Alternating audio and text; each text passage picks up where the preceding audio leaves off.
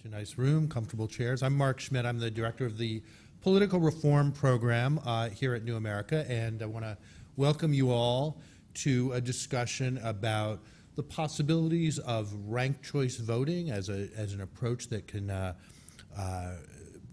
revive our democracy in various ways, potentially solving a bunch of different challenges. This is an event in a series of events for New America's 20th anniversary. New America was founded in 1999 with the idea of creating a home for a new generation of both people and ideas across a wide range of public policy questions. I'm kind of one of the old timers, although I wasn't here at the 1999, but I did know the founders and saw the creation of it. And fundamental ideas about reforming the political system have been part of kind of the DNA of this organization from the beginning. As my colleague Lee reminded me, that ranked choice voting was actually in the book that the founders wrote called The Radical Center. Ranked choice voting was one of the ideas that they promoted. That book is not really like a Bible for what we do, but it is kind of part of it. And then I came back to form the Political Reform Program in 2014, and our kind of founding ideas like, can we introduce some fresh thinking into the conversation about reforming American democracy, getting beyond some kind of stale solutions. And as we've evolved, I think we've found that ideas around ranked choice voting and electoral reform more broadly of that type have really taken on a far more salience, have attracted new constituencies, begun to seem like a really viable solution, both when we look at it kind of from the top down and we see communities kind of turning to this set of ideas as they look for themselves for how to strengthen democracy in their communities. So what we thought we'd do is pull together a panel of people who are kind of working both at the big level and in the field on talking to people about these ideas, promoting these ideas, helping them understand the problems it would solve, problems it wouldn't solve.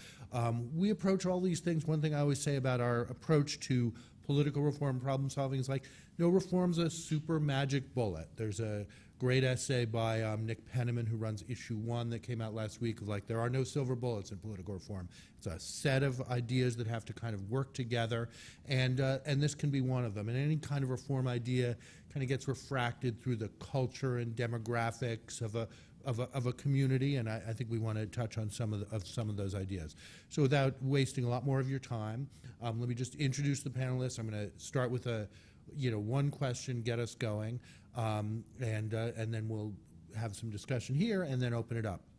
So starting from my immediate right is Grace Ramsey. Grace is a consultant on electoral reform issues, working with a lot of communities, and worked for a long time at the organization Fair Vote. Next to Grace, Evan McMullen is the co-founder and executive director of Stand Up Republic. He was a candidate for president in 2016, and he's from Utah, where there's a lot of interest in these ideas as well. To his right, Christopher Lamar is legal counsel at the Campaign Legal Center, another organization that was kind of founded around the time of this one and has some. I've had a long connection to Campaign Legal Center, and they're helping a lot of communities figure out both not just the political but the legal challenges facing these kinds of reforms. And then my colleague Lee Drutman, who is a senior fellow in our political reform program. Lee is the author of a book that's coming out in January called Breaking the Two-Party Doom Loop, The Case for Multi-Party Democracy in America, and he has an even more expansive vision of what's possible here. So what I want to do for those of you in the room and for the C-SPAN audience, I want to make sure we have some clarity on like what RCV is, what we're talking about here. So I'm going to start by asking Grace to talk about like when you're out in a community and people are curious about this idea, but they haven't really heard much about it before, how do you describe it to them? And I'm going to let you do that, and then we'll do the rest of the panel. Sure. So for a little bit of context, I came to this work for the first time in 2013 in Minneapolis, where they used ranked choice voting. They had passed it in 2006 by the voters, and then had used it in 2009, but none of the races had been particularly competitive. So in 2013, there was an open seat for mayor and plenty of competitive city council races. So I came to this work in a voter education campaign to make sure that the first time that ranked choice voting was really going to factor into the results, that the voters were aware of the system being used for one and how their vote was going to work. So in that case, if I was talking to a voter who is planning on voting in the mayoral election, I would say ranked choice voting, while it may be a new term, is what it sounds like. Voters are able to rank their choices in order of preference. A lot of times we'd say your first choice is the candidate you love, the second choice is the candidate you like, and the third choice is your candidate that you can stand. Now, when we count up those votes, we count just first choices, just like any other election. You only take the votes for the favorite candidate to make sure that we have an accurate view of where the voters stand. Now, where ranked choice voting differs from a standard election is if no one gets a majority. So when you're electing one seat, you want to elect a candidate with a majority in this system, 50% plus one. So if no one's reached that threshold, we eliminate the candidate with the fewest votes. And voters who selected that candidate as their first choice would have their vote instantly go to their second choice. This process continues until one of those candidates does reach that threshold of 50% plus one. So that's kind of the basics. For different cities and different systems that are used to elect, whether it's a city council, a mayor, whatever it may be, there are different ways that you can apply ranked choice voting, but for the voter, the basics are you're going to rank the candidates in order of choice. Great. And Grace, do you, like, when you're talking to people about it, do you say, here's a problem? Like, what do people talk about? When people say, well, what problem are you solving? Sure. One thing, to be very frank, that I found is if you talk about politics, people will provide you with the problems that they see very quickly. I haven't really come across a voter who says everything's great, let's not change anything.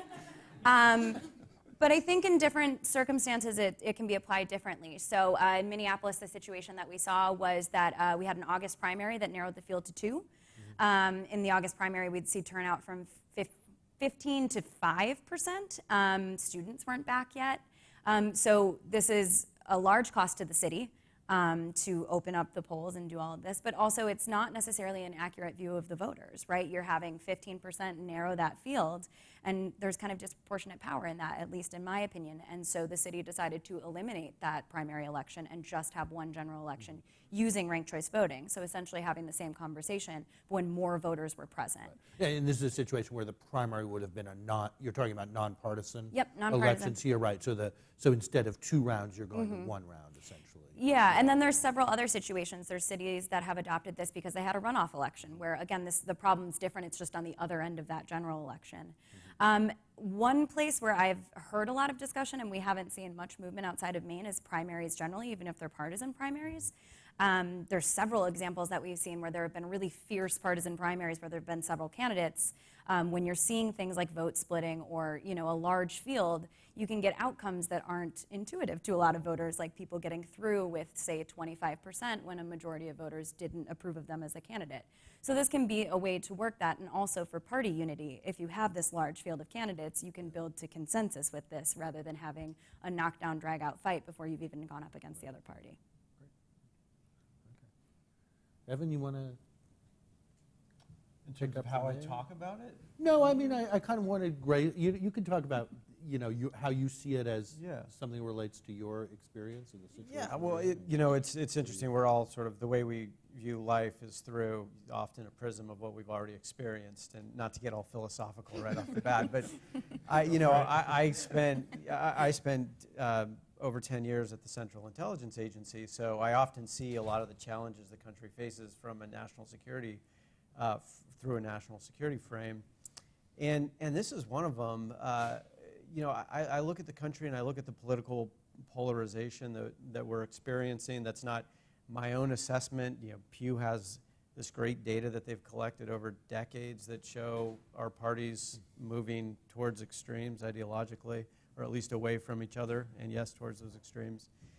And the more that happens, the harder it becomes for us to govern ourselves. We're in this grand experiment of self-governance, but we're failing to govern ourselves.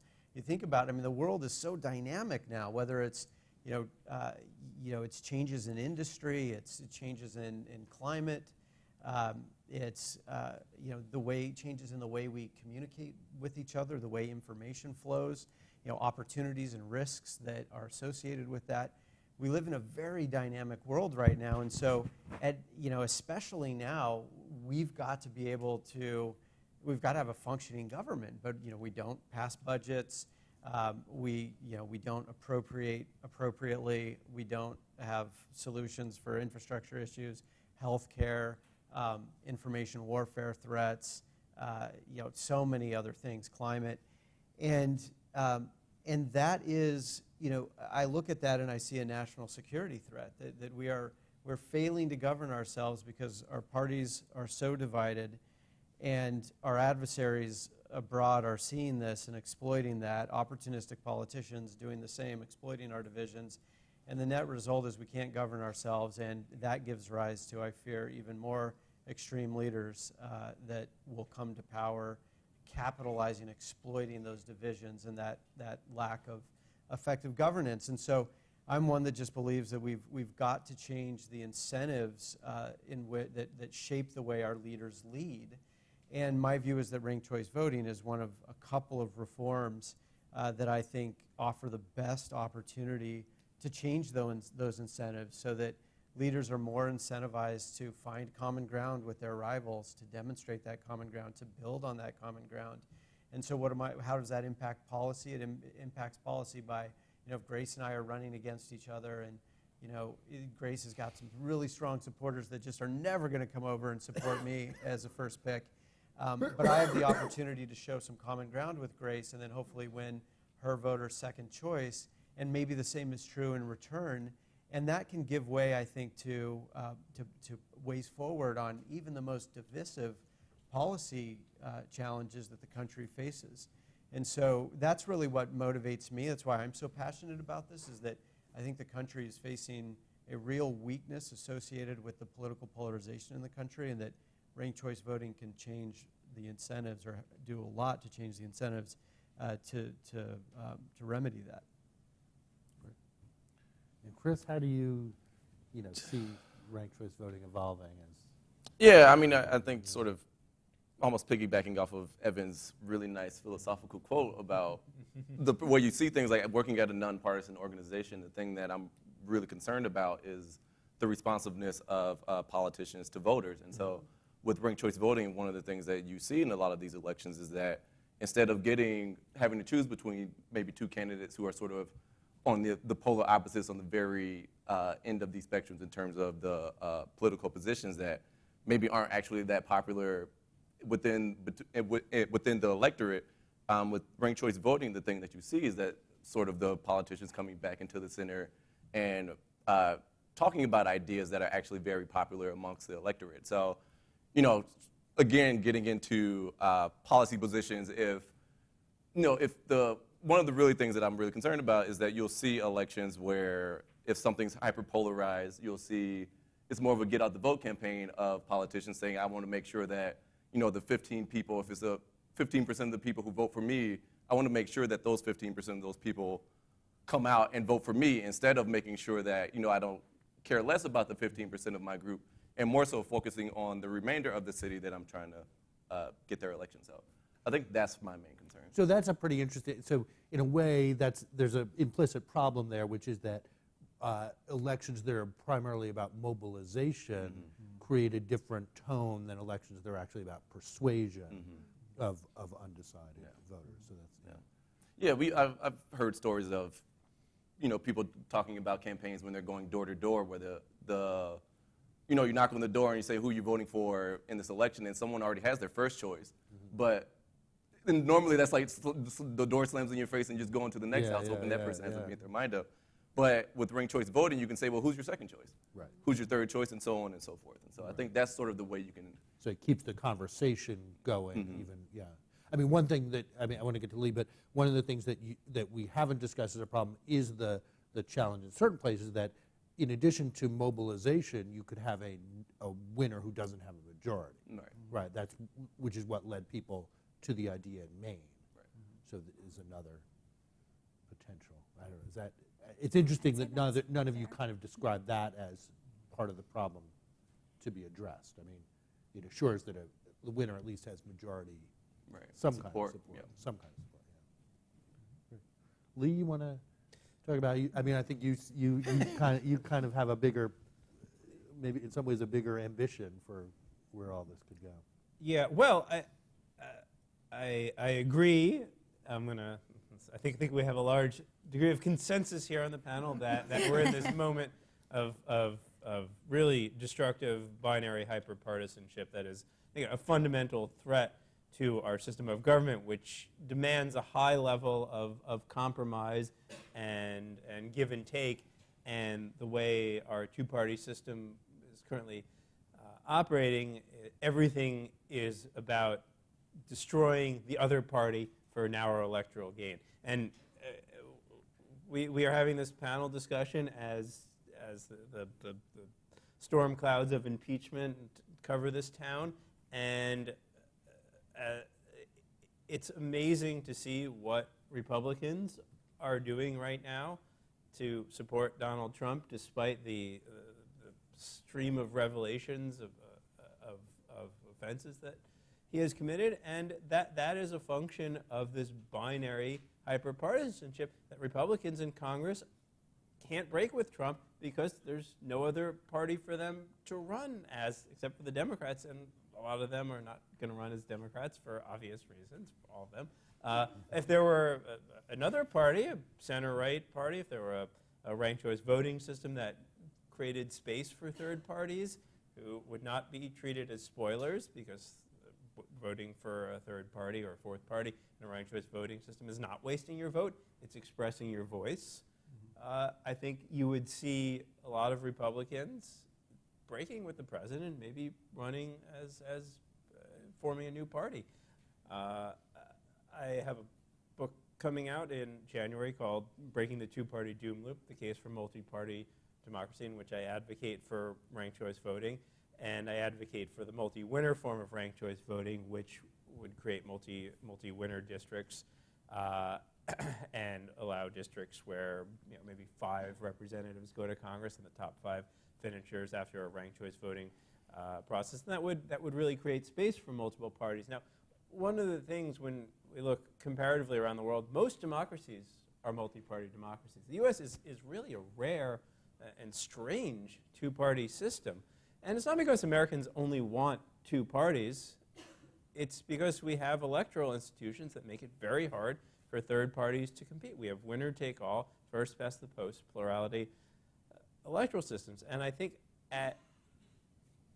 multi-party democracies allow for more flexibility, more fluidity, more voter choice, more voter engagement, because voters are more likely to find a candidate in a party that represents them. And every election is competitive. In our winner-take-all, first-past-the-post system, we have 85 to 90% of congressional districts that are not even competitive. It's because when partisan voting is high, it's clear who's going to win. Now, ranked choice voting, multi-member districts, that becomes a little less certain. Parties compete everywhere, and voters have a real opportunity to express their voice. So I think, although it's not a silver bullet because there's no fixing politics, I think ranked choice voting, particularly the multi-winner form, which brings us to a modest version of proportional representation, would actually fundamentally solve a lot of the core problems that are really roiling our democracy at this moment. And I think it's to me, it's the most important reform that has a chance of happening in the next 5 to 10 years. So in a way that, like, you're almost envisioning the mechanism of ranked choice voting as opening the door to the possibility of both multi-member districts and multi-winner systems and multi-party democracy. Yeah, Now, I assume, like Grace, when you're talking to people in a community, and most of the people who are potentially supporters of this idea many are Democrats or Republicans as they start out, that might not be the best starting point, right? Is that a solution that people are looking for yet? I mean, I don't want to trash Lee's idea because he's my colleague and friend. I'm polling. But I'm just curious. Like, I'm just curious if any of you does that vision kind of work yet? Yeah, I mean, I think the easy answer is not quite. Yeah. I think a few things are true, though. I think since the 2016 election, for whatever reason, people from both sides of the aisle are awake in a way that I think a lot of them weren't.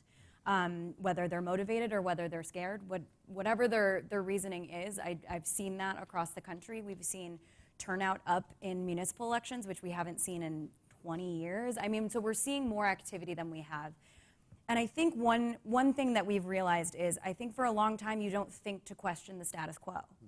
These are systems that you were raised to believe had always been around. We don't think about how young democracy actually is, and that the systems that we created were right for us at the time, potentially, but we weren't taught to reconsider those on a regular basis, unless you're talking about redistricting, where every 10 years we think about it, but the systems are still in place, right? So I think once you give people the opportunity to think about it, I've seen largely a positive response. One thing that's been interesting is the entire time I've been doing this work, it's largely been in a C3 space, so I'm mainly educating, I'm not advocating as much, but I found that once you introduce people to these ideas and say, this is the problem that you're seeing in your community, this is the solution I'm providing you, education is actually mostly what's necessary, is to say that this is the system that exists and here's how we think it can be changed. People are welcoming to that conversation. It's just a matter of presenting it, and presenting it in a way that people can digest. I'll admit I don't use first past the post very often. I don't use plurality very often. You know, you try to use it in the language that people are going to understand and make it something where it doesn't feel theoretical. It can feel very real. But people are definitely open to changing these things. Since we have this audience and C-SPAN audience, let's define quickly first past the post and plurality, just because. You're putting me. It's not hard to do. You all could do it. But just so we're clear. First past the post is a nickname. Basically comes from horse racing, that whoever is ahead gets the most votes wins. Now, that doesn't necessarily mean a majority. You could get 30% of the votes and win if the other candidates get less than 30%. And this was a 1430 innovation that came from the British countryside. It replaced consensus voting, which turned out to be somewhat difficult. And the framers, who were debating a lot of things in 1787, didn't debate electoral systems, because there was only one electoral system at the time. It was a candidate based. Whoever gets the most votes wins. That was what elections were. And it wasn't until the mid 19th century that electoral reformers started innovating and coming up with different ideas. Ranked choice voting was an innovation in the early 19th century. J.S. Mill was a tremendous proponent of it. De Tocqueville also, and over the course of the early 20th century, a lot of these systems caught on. Australia has used it for 100 years. Ireland has used it for 100 years. That was probably more than you bargained for. Definitely more than I knew. I said anybody could do this. I'm not sure anybody could do that. All right. Let's pull back to kind of that bigger picture that we were talking about, of like what's the potential of a system with RCV in place? What's kind of the big dream that either you, Evan, or Chris have of like what becomes possible in an RCV world? For me, it is the enactment of policies that the majority of voters agree with. And I think it's as simple as that in terms of what the goal is. For me anyway, for RCV, it's just seeing politicians who are actually responsive to the things that voters want, and politicians enacting things that voters actually want within those jurisdictions. A good goal. I would, we have to realize now that there are politicians, many of them, who as a matter of political strategy try to divide us, right? We know that. Some of them are very visible, others are less visible. But it's a strategy. I mean, think about that. Think about our leaders, in order to gain more power for themselves, are trying to divide us as a strategy for them to gain and hold on to power. And it used to be that this would happen in deep red or deep blue districts where you only had to worry about your primary. But we've gone beyond that now. You see moderate Republicans in the House, for example, and I could name names, but I don't exactly want to shame them in this moment. But even Republicans in the House who are generally thought of as responsible and more forward-thinking and moderate, still conservatives, but more moderate, even they now are adopting a divisive approach. They're abandoning the strategy of, all right, I'm going to do what I need to do to get through the primary, and then turn at least then to a unifying campaign. They're abandoning, and they won on that in the past. They used to win on that, but now they're changing. You watch their rhetoric now, and it's not that. It's they find a way to get on board with more senior divisive leaders and their message, including, I'll say, the president, in my view. And so that is a very alarming fact, and it's something that should concern us all. Our leaders should work to unite us. I mean, it just seems so basic, but we're a weaker country where our system of self-government fails when we're so divided. That doesn't mean we have to agree on everything, certainly. We're not going to, and we should have vibrant debates around all kinds of policies, but around, for example, our values and around the health of our system of self-governance. There needs to be greater unity than there is right now, and we certainly can't have leaders who are purposely trying to divide us and therefore weaken the country. We just can't have this, and I'm genuinely worried that if we continue on this track, we may lose the America that we've known. Even in its imperfect state, we may lose what's been good about America, and it may not take that much longer. And so I do, what my vision is, and I like Lee's vision of opening up the political process. I've run as an independent before. I think there should be more competition, more players. I want that too. But as maybe as a more immediate impact or a concurrent impact, I just want leaders who work to unite us and work to therefore strengthen our country and help it survive modern challenges and thrive in a modern environment. Oh, yes. The binary political system that we have has a zero-sum logic that if I make my opponent seem evil, venal, corrupt, then I win. It's a lesser of two evils logic. Now, in writing my book, I did some research and I tried to find out if there was the phrase "the lesser of three evils," and I did some crack research on the internet. I found it. It was the original title of a martial arts film. That's a good start. Which did I'm very poorly under that title. It wasn't well reviewed on, and they changed the name to Fist of the Warrior if you're looking for it. But there's no lesser of three evils, because in a three-person race or a four-person race, if you start attacking your opponent, you look bad too.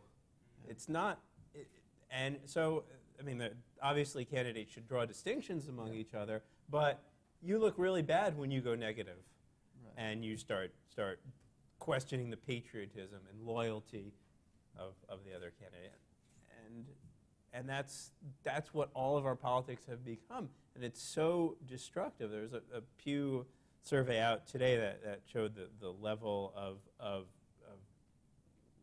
how partisans thought about each other. It was bad in 2016. Actually, partisans now are even more hateful of other partisans in 2019 than they were in 2016. I mean, where does it go from here? All right, So in the past couple of years, we've had some real successes with ranked choice voting. I mean, we've had Maine. It kind of snuck up on me that it's on the ballot as a charter reform in New York City. Hey, I am so sorry to do this, but I sense we're shifting to another part of the conversation. Can I just build on this just a little bit before we move on? Okay. Please do. Yeah. So, there's talk about how ranked choice voting could make the tone of campaigns a little less negative, and Lee mentioned that, and I think a lot of people dismiss that as, okay, it's, you know, we're in a democracy, it's rough and tumble, there are going to be, you know, intense debates, and we shouldn't really worry too much about the tone. Maybe that's sort of a Pollyannish desire to concern yourself with that, or concern. And Lee sort of, you know, talking about that, but I agree it's so important, and enough to interrupt your transition. Go for it. And I just want to say that the tone of our campaigns does really matter, and the reason why it matters is because it impacts the way, you know, the way our leaders, the tone of our leaders' rhetoric in their campaigning mode, but also otherwise, impacts the way we think about, you know, our political rivals and the other side.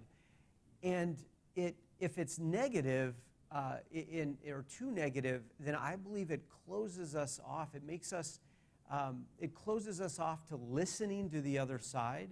And when we stop listening to the other side, first of all, our ideas get weak because they're not challenged. We put ourselves in a little cocoon, and we've got, you know, our ideological purity test that we apply to ourselves and others, and we're not listening to anyone, so our ideas aren't challenged, and they just get weaker and weaker and weaker. And ironically, the weaker they get, the more committed we are to them.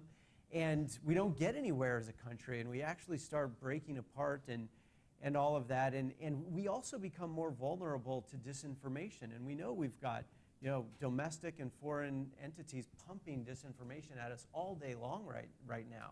It's a major challenge we face. And the extent to which we demonize the other side in a way that, to an extent that we stop listening and our minds are closed, we're not trying to understand anymore, we become vulnerable to lies about each other. And that impacts even further our ability to govern ourselves. I guess I hope that was worth it. No, it was totally worth it, because I want to stay on it a little bit, because I'm, you know, I think this is a great idea, but I also worry that there's a lot of factors that create that negative tone. I mean, part of it is just, you know, the attention environment is, so, you know, it's so tough to get through. So the idea of that sort of idealized, you know, Jürgen Habermasian, we'll explain that. Brought the Habermas. Yeah. No, I mean, it's sort of like broad discourse where everybody's, you know, everybody's participating and listening to each other. It's a hard thing to do, and that's not just because there's Fox News. I mean, like lots of things, it's a lot harder to get through than it used to communicate in either direction, right? It feels like it's harder for voters to get through to politicians and vice versa. So I guess I'm just like, is it enough? What does it need to go along with to have that effect of changing the discourse? Yeah, I'd like to share a little bit about how we talk to candidates who are running in these races when we're either training them or just talking to them generally. And there's a few things that I think can maybe provide a little bit of a through line to what we're looking for there. And I think the conversation has become more about who you're campaigning against than who you're trying to represent. And so I think when we shift those incentives, then we find out that, one, you're going to have to talk about policy a little bit more than you're probably prepared to. If you're busy talking about your opponent's, I don't know, previous life in whatever way it's manifested itself, whatever your Oppo research told you, you are not presenting a plan. You're presenting an alternative to this bad thing. And in these conversations that we have with candidates, the way we largely view elections now and the way you're going to approach them is a Venn diagram of these are the people who are with me, these are the people who are against me, and then this is who's up for grabs in the middle, right? And that's who you go after. You know who's in your camp, you know who will never vote for you, and you're scrambling for those folks in the middle who may be undecided, and I think they're disappearing rapidly, and the tactics that you're going to take to even get people to that space are ugly, quite frankly. And what we tell candidates now, a key phrase is distinguish, don't disparage, is that you're going to have to present ideas that are different from your opponents. You are going to have to highlight how we talk about how this can pull people back to the middle, and I think there's something there for sure, but also maybe not back to the middle, but you have to present people with an idea to either accept or reject, right? And I think a lot of times now we're saying just don't vote for this other person, and that's not a vision. And what we tell candidates when they're running is instead of thinking of this Venn diagram, you're thinking of concentric circles, right? You're thinking, this is my base of support. These are the people who are going to show up for me. Maybe they're donating to my campaign. Maybe they're knocking doors for me. So that's my base. I know that they're going to rank me first on that ranked choice ballot. But then you take a step out and you think, okay, if that doesn't get me to 50%, how am I going to build on that base? How am I going to bring more people in and convince them that the vision I'm presenting is one that appeals to them? And so it just completely shifts the incentives of how you're viewing your potential constituents, right? If you're viewing 40% of the people as merely against you, even if you win that race, you don't view them as your constituents in the same way. And some elected officials do. I know of several people who will, take the calls, hear the concerns of constituents who may be of the opposite party, but it does seem to be disappearing rather quickly. And so I think when you shift these incentives, you shift not only what a campaign looks like, what voters expect from somebody. I mean, it's a job interview. We should be interviewing these people adequately, correct? So when you're doing this, I think changing those incentives, one, puts it back on the voters to say what matters to us, what are the values that we want to see in our elected officials, what are the things that are affecting this community that we want you to legislate on, and then shifts those incentives for the candidates to say, I need to pay attention to what's going on here and I need to be responsive. So I think by shifting all of those, it's less us versus them, and it's more what does this community need and how can I best represent it? That's great. That's great. Yeah, I feel like you're talking. There's something. I mean, we had a big discussion of ranked choice voting here in this room a few months ago, and I think one of the things I learned from that is there's not only like talking to the voters about this idea. There's also talking to the candidates about it. It's not automatic, right? The candidates wake up and say, "Hey, different system. I got to communicate differently." It's anything. It's a change. It's a challenge, and there's education on two levels, I guess. Yeah, I mean, you don't want candidates accidentally acting against their own interests, Right, right? right, And also just, it's a shift in culture, realistically, and in campaign culture especially, but also in governing. And I think preparing both voters and candidates for that, one, seeing voters hold candidates accountable to the things that this system promises is something that has been very cool to see as somebody who works on this. We had a candidate back in 2013 kind of throw a jab in a debate, and people were, and this is Minnesota, so it's very nice. It was like, I don't like that idea, potentially maybe, and people were like, oh my God, the nerd. So I think you see people reinforce that, but they have to understand, one, the incentives for candidates, the understanding of the system, but also, the leverage they have as voters, the power that they have, and that takes education. I think we are very accustomed to either feeling voiceless or trying to yell as loud as possible, and showing alternatives to that can be helpful. And how, I mean, I think while we're on this, obviously money is a big factor in how people communicate as well. And how does ranked choice voting intersect with either how money in politics works now or how it might work with some changes? I mean, some of you work on that issue also. Do we all look at Chris? I don't work on this issue particularly, so I'm trying to think of the answer. And quite frankly, the answer is I don't know. In terms of how, I don't know how money in politics has worked in the Maine congressional elections. Right. Most recently with ranked choice voting, and so that's really what I was thinking about. And I'm not sure yet. Well, I mean, I think the most interesting experiment to me will be if they do it in New York, and New York City has has what I think is a kind of ideal system of matching funds for small contributions. That will be an interesting test. Now, of course, more candidates means the money, potentially money could matter more, as if a bunch have too little to even get to the gate. But maybe ranked choice voting will help. But at the same time, you're eliminating the cost of a runoff election that got 6% in 2013. So I mean, citywide, you're also saving money to fund those candidates if you have a matching fund. Great. So I did want to talk a little bit about what goes into what you've seen go into the idea catching on, and what seems to happen, what seems to click in a community where people get interested in the idea and move it forward. And then I want to talk a little bit about challenges, and then we'll open it up. Any of you? I mean, well, you guys are more up. Yeah, I'm happy. I mean, there's a lot of different places where we're talking about this, so I'll highlight a couple in talking about why it was right for that community. Santa Fe, New Mexico, used ranked choice voting for the first time in 2018. Before that, they had, at least for their mayor, they had a one-round election in March in an even year, but I mean, their turnout was pretty low, not surprisingly, but also they were having people elected with far less than a majority. And so I think a lot of times it's finding the problem that exists and why ranked choice voting is the solution for. So for folks there, it was, you shouldn't be punished for having more choices. There shouldn't be unintended consequences for people wanting to step forward and represent their city. So having a system that allows all of those people to run, but also make sure that a candidate that's elected is supported by the majority of the city is important for the representation of those voters. So that's one example. In Maine, as we saw, our political system is designed to work pretty well. If there's 2 candidates, you'll understand what happened and why it happened. But when there's 3 and all 3 are viable, you can have all sorts of stuff happen. And for voters in Maine, I think it was 9 of the last 11 elections were decided or were won by a candidate who didn't have a majority. So this isn't a Republican thing, a Democratic thing. 9 of the last 11 gubernatorial elections? Sorry, yes. And so you're seeing this issue arise regularly. That was an interesting place to phone bank because I actually stopped looking at any partisan designations when I was on those phone lists and was just calling people and finding that if I presented the problem, they provided me with whoever they were mad about, whether it was Baldacci, whether it was LePage, whoever it was, there was always an answer. And so when you have situations like that, particularly seeing that the system that exists doesn't reflect our political realities, this is a logical solution for a lot of people. So there's different instances, but I think it's seeing how that system isn't accurately representing the will of the voters.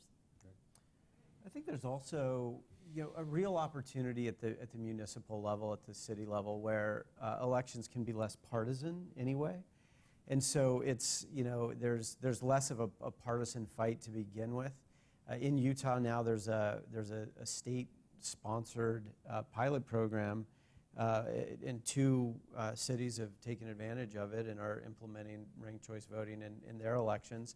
And there are a number of other municipalities who considered it in this round and who may adopt it in the next, and that's something that we and others are working on. But I think there's a real opportunity there. I also, another piece of this that I'm passionate about is just how empowering this is for voters, and for Republicans and for Democrats and for everyone really. And I find that, that argument that it empowers voters, it puts more hands in the people, it resonates with people across the political spectrum. And I think that's really important because sometimes, I've had conversations, for example, with moderate members of Congress who I was sure would be supportive of ranked choice voting. And at least for now, or at least initially, I was wrong. And the reason why I thought they would for sure support it is because I think they would fare probably very well. And I don't think ranked choice voting is only a way to support moderates. It's not exactly the way I think of it, but I more think of it in terms of unifying leaders. I think that ranked choice voting incentivizes more unifying leaders. And so I've gone to more unifying leaders and said, what do you think about ranked choice voting? And I've actually been surprised that they haven't been as supportive as I thought they would have been, because they were elected under the current system and they'd like to just keep that current system.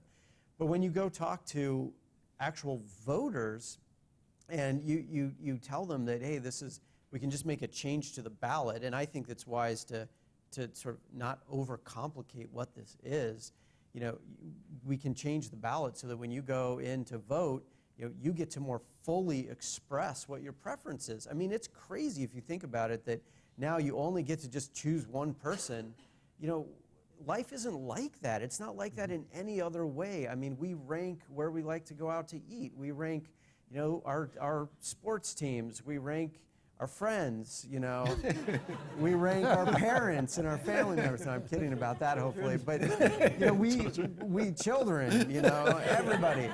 But it's just such a normal thing. We go through life sort of with a set of preferences that are evolving, and we're considering these things, and that's part of being free. But somehow when we vote still, in most places, we have to pick this, we have this one boring way to just say who our one pick is.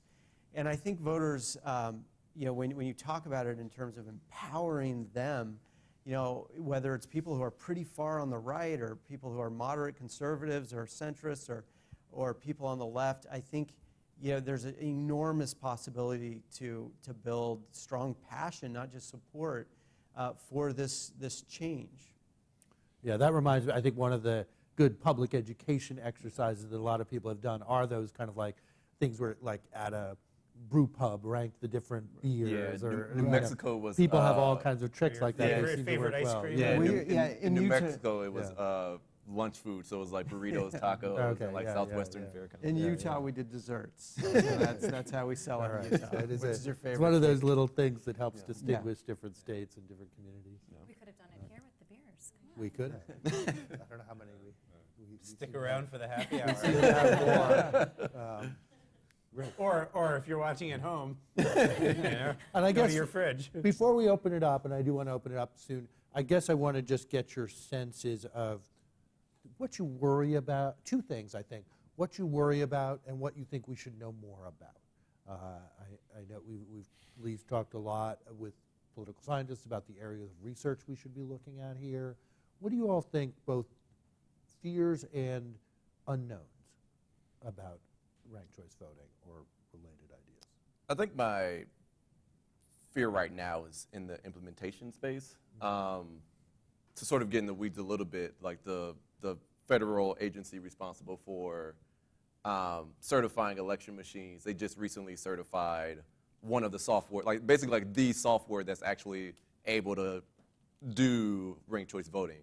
And so like I'm worried just more broadly about how states, like once you're really in the weeds about software programs and all of that stuff and making sure that people understand like what happens when you're involved in the ranked choice voting space. Like there are various ways about the surplus votes and what happens if, you know, if we're talking about multi-member districts, if candidate A is over 50% plus one, what happens with those votes that are over the 50% plus one for that candidate? Like, do they go to other people? And if they do, how do you figure that out? And so, like, trying to explain that to people. The droop quota. I was trying not to say droop quota, but I was going to say you lost 10 points. Sorry. but so like, I mean, it's very easy when we're talking about, you know, a mayor, or if we're talking about what do you want for lunch between these three options. But once you sort of get in the weeds a little bit, trying to explain that to people, I think is really, really difficult. And election, I mean, we talked about the constituency of candidates and helping them understand it. Yeah. Voters, election administrators are an important constituency here too, and it definitely changes their lives in You significant gotta do ways. what they do in Ireland, which is they just like make it this big national event where everybody's following it and they're reallocating preferences, and then people really get into it in Ireland. Evan, Yeah, what but do how you- was that education effort 100 years ago? You know, took some time. They had a war 100 years ago. Evan, what do you worry about or want to see?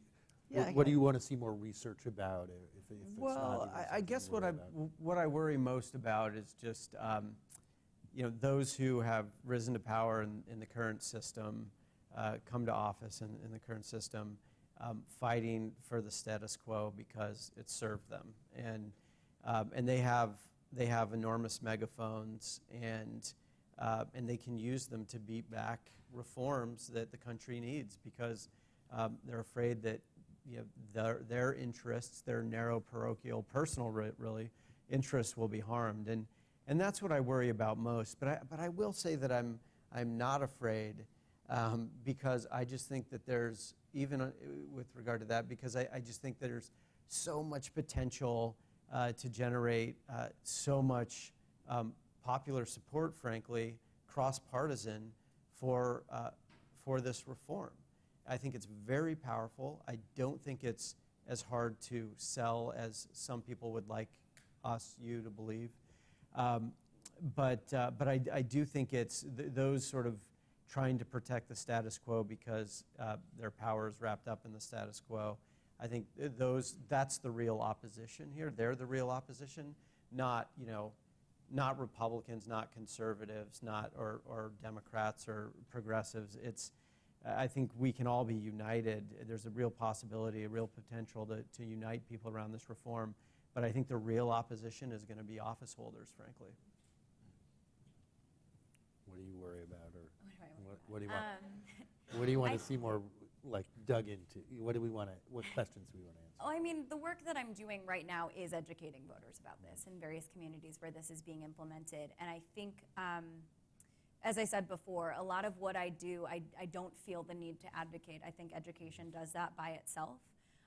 But I think we really need to invest in that in a lot of different ways. And I really worry that if I'm coming in at this point when you've changed your election systems, but you weren't educated on what your city council does or what your state legislature can do and things like that. So I just kind of worry about where we're at in terms of folks knowing what's actually going on. I think on the national level it gets a ton of attention, and there's this kind of circus going on that's really pulling focus when there's a lot of things happening on the ground level. I mean, for if you're talking to a non-voter in the Midwest, when you tell them that their city government is who decides what roads get plowed when, they're now a city voter. Like, I mean, it just, but people need to know what's happening and that at every level of government decisions are being made for you.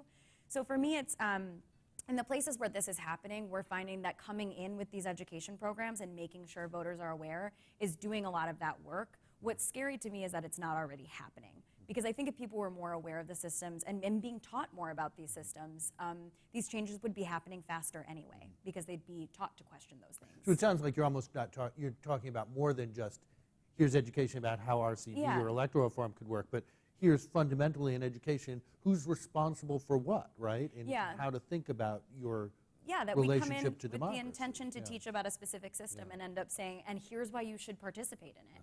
And so in terms of the education work that we're doing, I feel really good about it. I think once people are given that opportunity, they really take to it. But it's alarming that it doesn't happen anyway, unless there's a change. Could I give one more Of sort course. of concern? I'll just say, I mean, this is maybe a little bit inside of, it's perhaps inside baseball, but I still think it's useful, and that is that, you know, these efforts to educate the public about reforms like ranked choice voting and then to drive those reforms forward, it costs money, you know, and they're in the political philanthropy space. Obviously there are people who are contributing to these efforts and supporting conversations like these, and efforts like those of our organizations. But I still think that the political philanthropy space is collectively still considering how far to go in supporting ranked choice voting as a reform, and they're still feeling it out. They're seeing sort of forward progress, and that's already happened in Maine and elsewhere, and what impact it has, and it's still a very cautious posture, I would say, and I would of course like to see it be less cautious, and let's get on with it and let's get after it. But I think that's something that still needs to happen. Yeah, I share Evan's fears that we will be too cautious and too slow, and continuing on the status quo. With each election, we're running a higher and higher risk, I think, of some sort of fundamental legitimacy crisis. I mean, as for the downstream effects of this, I think they're positive. Democracy is not something to be solved. It's a living, breathing system that is always creating new problems.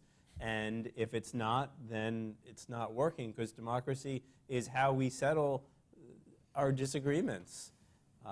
And as long as there's a diverse, complicated society, we're going to have disagreements, and we're going to seek to resolve those disagreements. But the electoral system that we have now, this antiquated electoral system, it doesn't work for a modern, complex democracy. And it's creating some incredibly perverse incentives that are playing out. We're just around the corner from the White House, and it's all too close. Great. Okay. I think I'd like to open it up, and someone will bring you a microphone. So don't start talking until somebody's brought you that microphone. And if you have like an institutional affiliation that brings you here, please say what it is. Woman in the beige in the middle. Betiel, I'm just an RCV enthusiast. Welcome. Thank you. So we talk a lot about this being good for the voters, and so within RCV initiatives, what is a level of courtship or partnership with organizations working to extend voting rights with consistently marginalized communities like African Americans, rural communities, American Indians, and so on? And is that even a metric that the RCV community holds itself against? And if not, why? Where does that fault lie? And is there even a movement within that to affect that change? Super important question. I can start, yeah. So I think there are two parts to that. The first part is, in a lot of this space, like when I'm working in historically marginalized communities, when I'm talking to candidates and I'm talking to the elected officials, there's a lot of, I'm trying to think of the diplomatic word. They don't like this stuff, like this new thing that they believe is going to basically lead to them losing their seats and then these communities not having someone to actually represent them in their communities. On the other side, when I'm talking to voters about this issue and you explain it to African American community groups, they understand it pretty quickly and it makes a lot of sense to them. And so there's almost this dichotomy of who in these communities actually really like these proposals. And it's not just ranked choice voting, it's a lot of other democratic reform stuff that I've been working on where you go to the candidates and it's just they're not listening. And then I go to the community that sort of invited me there in the first place and it's yeah, that makes total sense to us. We don't understand why aren't we doing ranked choice voting a long time ago? And so in my experience, there is this dichotomy and I can't grasp why that is or how to sort of get over that difficulty with the elected officials, but that's just what I've been seeing so far. Is it the same thing that Evan talks about, that they just know that system? I think that's a part of it, but I also think it is just the historical marginalization of yeah. the fear that,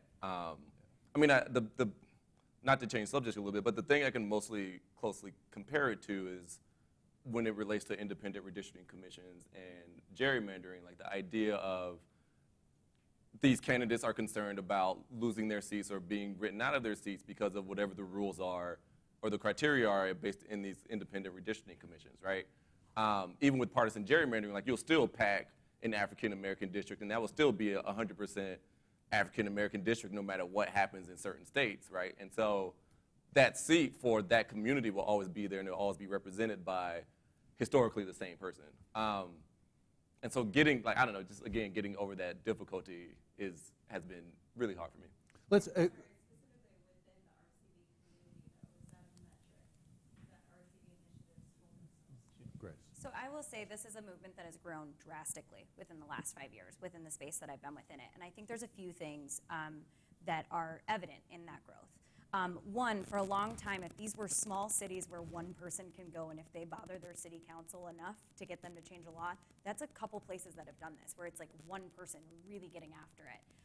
And so in those situations, you may not be someone who's an organizer, who's familiar with what coalition building is, who thinks about where the different stakeholders are in the community and bringing them along. Now, those people, I think, have done a good job on the back end of really talking to people, and especially with education programs. But I think as the movement's gotten bigger, I think we've gotten better at campaigning and understanding that if we want to create a democracy that is more inclusive, if we want more people at the table, or at least being able to run and be viable, I think we've recognized we need to build campaigns that look the way we want our movement to and the way that we want our electorates to. So I think that's something that's grown a lot of really just having infrastructure generally for campaigns, really making these things something that are built. But also, as part of the sustainability of a movement, winning is half the battle.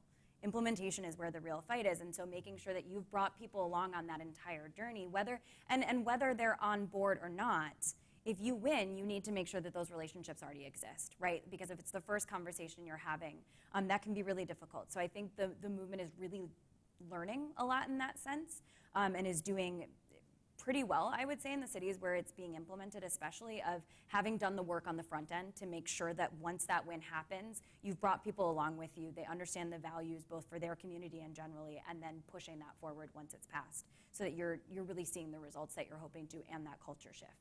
Can I press this question a little further? Because I feel like we've talked in this conversation, we've talked about elected officials as a category and the people as the category. What about all the, intermediary organizations, whether they're voting rights groups that are representing minority constituencies, whether they're unions, whether they're, other kinds of, how do they fit into an RCV conversation?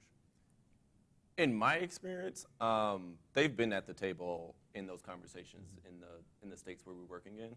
So it hasn't been I mean, to be like blunt, like it hasn't just been me and a table full of like old white people, like kind of thing, right? Like it's been a conversation that's not 100% reflective of the community, but there is diversity at the table, and there is like actually representation coming from those communities. So. Can you talk about the East Point case as a voting rights remedy? You want me to You're get the the lawyer. background? Okay, so You're better. okay, so the background is East Point, Michigan. It's a city that used to be called East Detroit. They didn't want to be affiliated with Detroit, so they changed the name to East Point.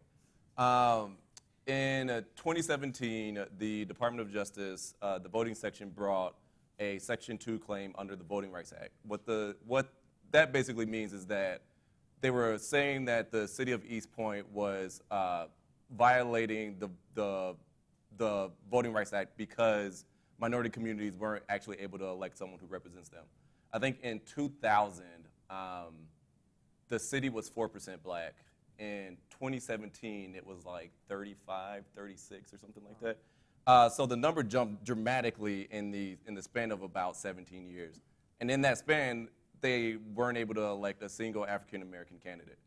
The seminal U.S. Supreme Court case is Thornburg v. Jingles. And what that case basically says is to demonstrate a Section 2 claim, you first have to show that the minority community is compact enough to actually have a district.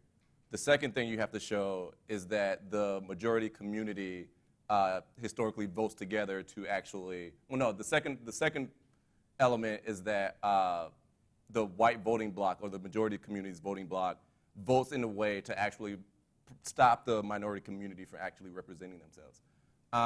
So this one, there's a third one that I'm now forgetting because the lights are on. But the point was that this went to district court. The district court agreed on summary judgment, basically saying you've demonstrated these two elements, but you haven't demonstrated the third. And so it was getting ready to go to trial on the third issue.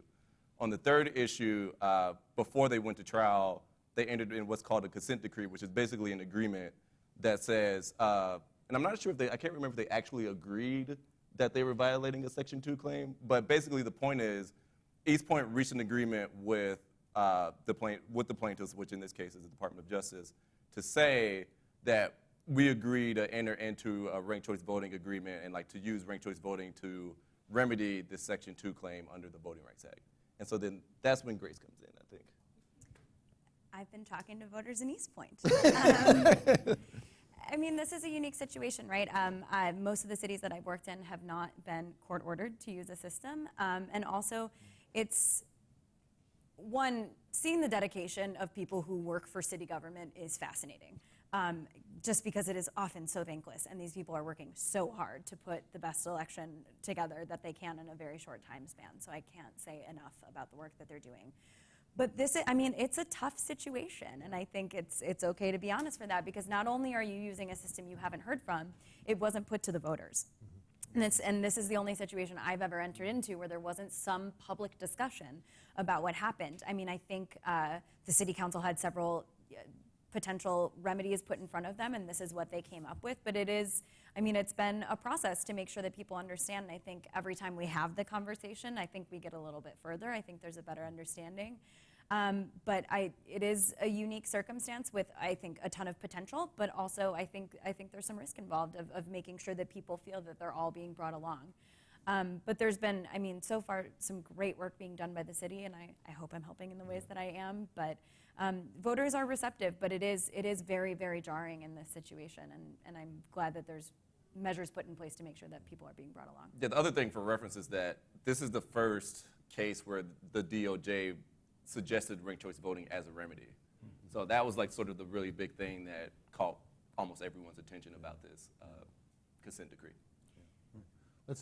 Lee, why don't you say a little bit about the potential for multi-member districts to kind of reduce that situation where you have representatives of color and then representatives who can ignore non-white constituencies. You know, like in a particularly with state like Georgia. With a ranked choice voting element. I mean, the remedy that we've used for minority representation is to carve out minority districts. Now that has worked to create descriptive representation, but it's had some second-order challenges. One is that it only works to serve communities that are self-segregated, and that's worked pretty well for African Americans historically, although less and less well as more African Americans move out into the suburbs, and it's never worked particularly well for Hispanic voters who are more dispersed. It's not worked at all for Asian voters. Now, the advantage of multi-member districts, particularly with ranked choice voting, is that you don't have to be segregated in a community to elect your candidate of choice. And also, the ranked choice voting element is particularly important here because it means that candidates are not just reaching out to their ethnic community. You're trying to build a broader base of support, which builds cross-coalitional kinds of partnerships. Now, in countries that have experienced ethnic violence and are rewriting their constitution, it's often recommended that they have ranked choice voting for precisely this reason, that it forces folks to get out of their own ethnic group and to really try to build those coalitions by competing for second or third choices. So I think it has real potential to actually considerably improve minority representation. And when democracy experts kind of look across systems, what kind of electoral system is the best for minority representation, the system that we have now of single winner districts with plurality voting is universally dismissed as the absolute worst for minority representation.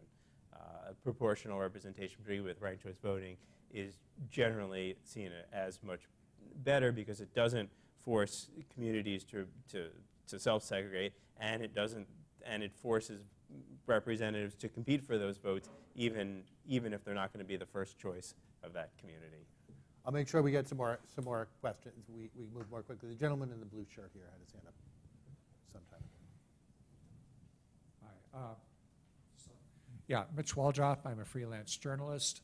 One of the drivers of the division and hyperpartisanship we see isn't just the voting system. It's also this sort of disinformation network that finds it very, very profitable to exacerbate and inflame divisions. We all know who we're talking about.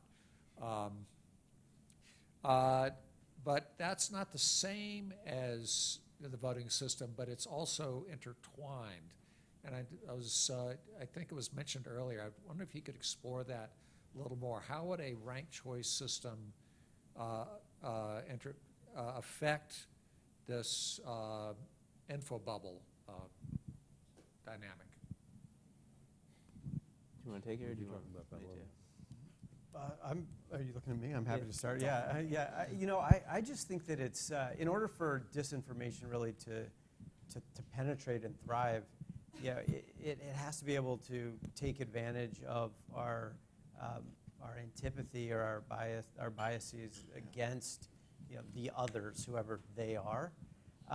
And when we live in a time when that's being when that kind of partisanship and division is being modeled by our leaders, by some of our leaders, many of our leaders. B, it is something that they're using as a strategy to empower themselves, and so they're furthering it themselves. And so, the incentives, and by the way, the disinformation obviously helps them, and so it's this destructive feedback loop that they plug into as a way to help them divide their electorate, as a way to help them hold on or gain power. And so we have to disrupt that. We have to interrupt that somehow. And I see ranked choice voting as a way to do that. If all of a sudden leaders can't win by being divisive, one thing, or they're less likely to win by being divisive. One story to give as an example is Bruce Poliquin in Maine. So Bruce was a sitting member of Congress, and he was personally, I thought he was just a tremendous guy, very nice guy, was often the most reasonable guy in the room when I worked on the Hill among House Republicans. Really tried to, he was always a unifier. He was always a unifier within the Republican conference. And then ranked choice voting was instituted for his race in Maine, and he was then confronted with this new system. And I would have, had I been advising him, and I really wish I would have been, I would have said, this is perfect for you. You can thrive in it. But instead, he worked against his own interests. Grace referred to that earlier, and ran a divisive campaign, even in a ranked choice voting system. But had he been a little bit smarter, or had somebody advised him better, he would have known to model unifying leadership and rhetoric, because that would have helped him have a better chance of prevailing. And he would have then been pushing back against disinformation that's intended to divide and to misinform, obviously, or to disinform and then divide. And so I think ranked choice voting helps us deal with this, helps us break that cycle by changing the incentives for these candidates, changing the incentives for them, dissuading them from plugging into and trying to capitalize and exploit the dangerous and destructive power of disinformation to their own benefit. Great, fascinating. In the front row here. But you have to wait for Maurice. Gather your thoughts. You guys can hear me. Hi, Austin. I work at New America. I'm curious about how you see the influence of national parties changing under a ranked choice system, if, say, it was implemented across the board, as major providers of funding, infrastructure, even recruiting candidates in the first place. As Mark was mentioning, if there are more candidates and the pool of money is diluted, could they be more empowered to pick winners anyway? Or if perhaps, as Lee would suggest, their influence is diminished, do we then empower people with personal wealth to run inappropriately? It's a great question. I think we would see more parties emerging, because now suddenly if you run as a third party, you're not a spoiler anymore. In our current system, third parties are all the ambition, all the money goes to the two major parties, because only Republicans and Democrats really stand a chance of winning in our system. But I think there are a lot of folks who would organize third, fourth, fifth parties if suddenly those candidacies were not seen as spoilers and doomed. As for the money in our system, we have a series of campaign finance rules that make it very easy for people with incredible sums of money to wield disproportionate influence. That's a problem with our campaign finance law.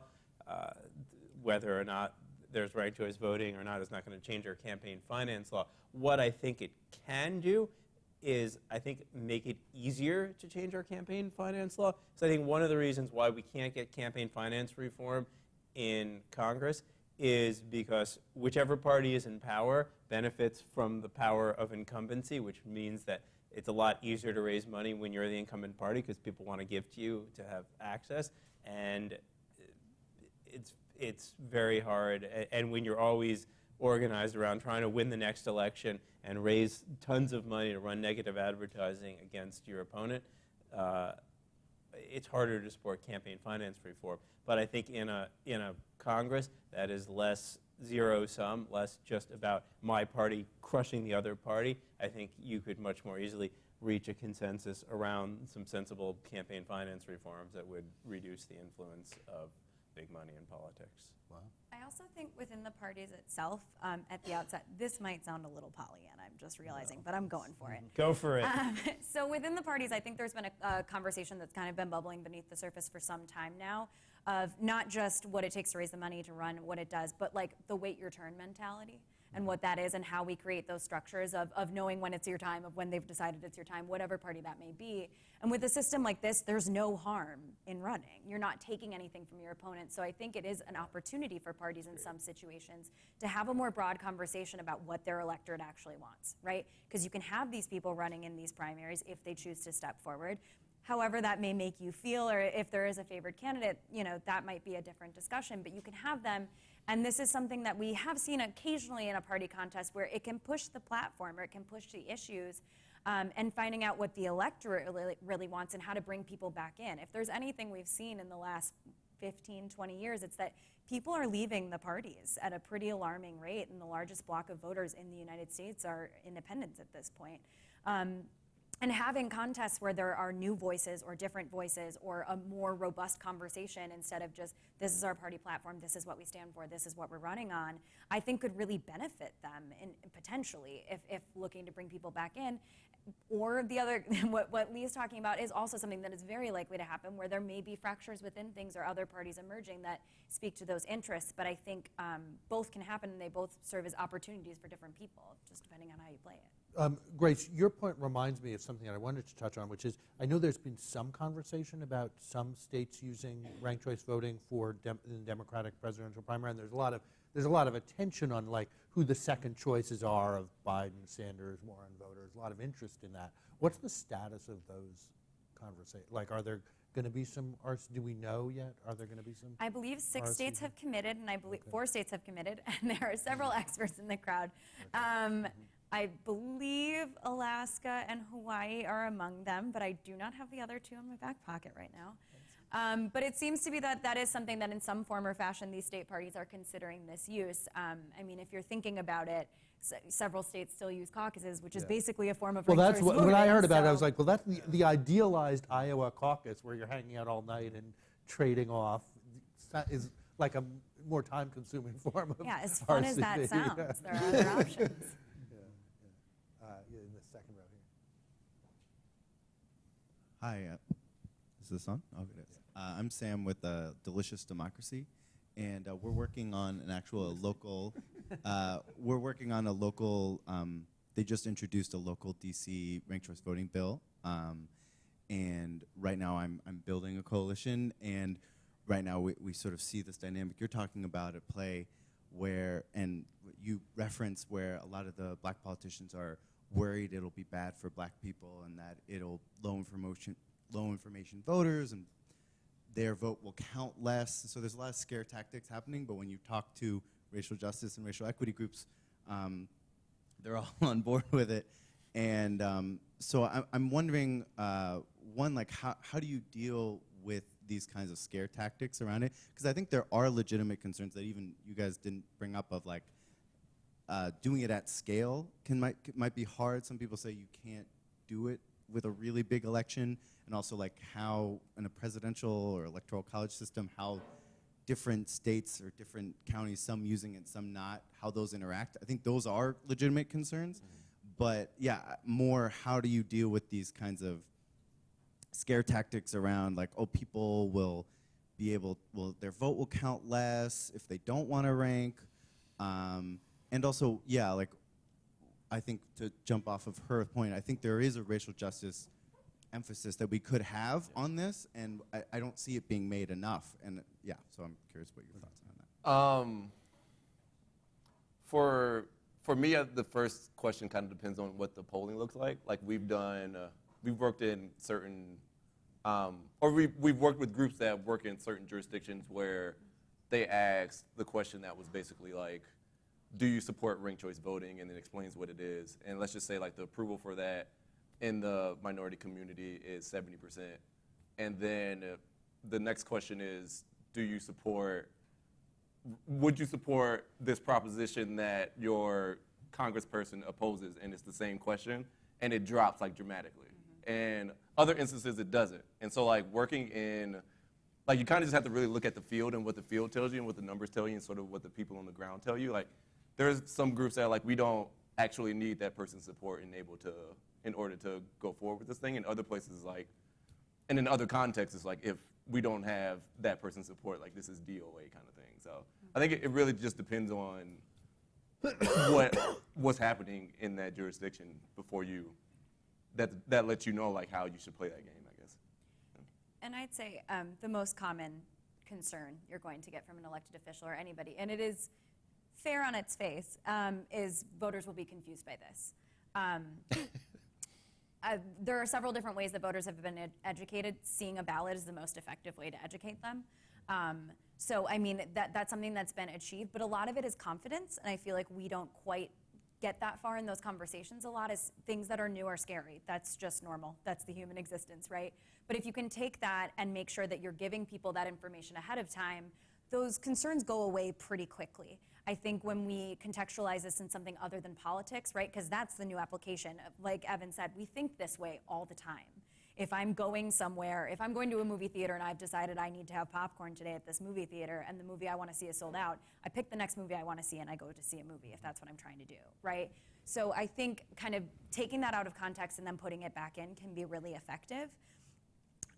But a lot of times, I think, in organizing, this is always true, messengers are essential. And I think doing that organizing on the front end so that it's either constituents who are older voters who are saying, this is something that I really support, this is something that I understand, this is something that I want to engage with, and I'm here to educate my community about it. I think that can be really powerful in those situations where even, you'll still get the same response, to be clear. I think a lot of times people who are elected under a certain system believe it is the best because it worked for them, right? And that's completely intuitive. But when you're trying to change that thinking, I think there is some kind of grasping at what makes sense to them or what their initial fears are. And if you've done that work on the front end to make sure that you have that coalition that can speak to those things and provide the infrastructure to say, that's being addressed, we're working on that, this is a movement that is working together. It may not inoculate that person, they may still stay opposed, but it does disprove a lot of what they're saying. I think what, Also, delicious democracy. Yeah, I know. I was just like, cupcakes, like, what well, is tell this? us more. back Tell with us that. more later when we're done.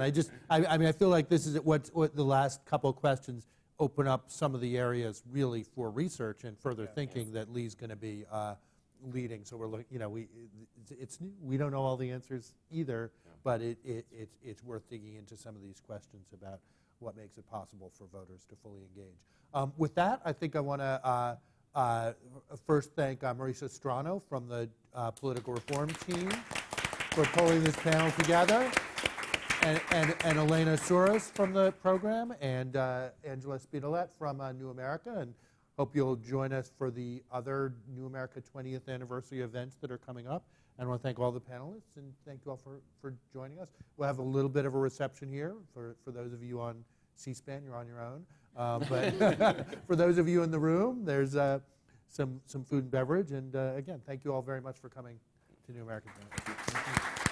Good job, everybody.